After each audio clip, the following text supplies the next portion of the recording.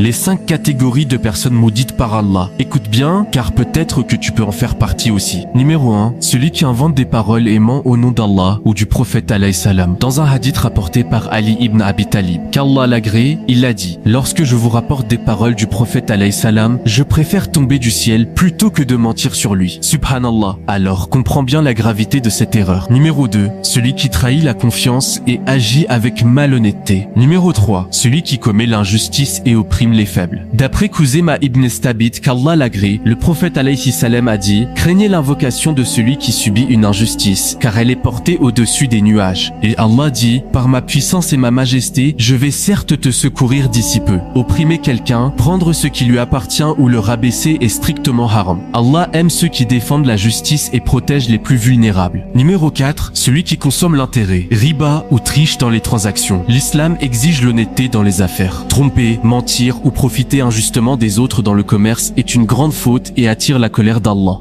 Numéro 5. Celui qui ne respecte pas ses parents. D'après Abdallah ibn Amr, qu'Allah les agrée, le prophète alayhi salam a dit: certes, fait partie des plus grands péchés qu'un homme maudisse ses parents. Quelqu'un a dit: comment un homme peut-il maudire ses parents? Le prophète alayhi salam a répondu: un homme insulte le père d'un autre homme, qui alors insulte son père, et il insulte sa mère, et l'autre insulte sa mère. Sache que le respect des parents est fondamental. Les insulter, les négliger ou désobéir à leurs conseils est une faute grave. L'enfant doit honorer et chérir ses parents, car leur bienveillance et leur sacrifice méritent gratitude et respect. Si tu as écouté ce rappel jusqu'ici et que tu ne t'es pas reconnu dans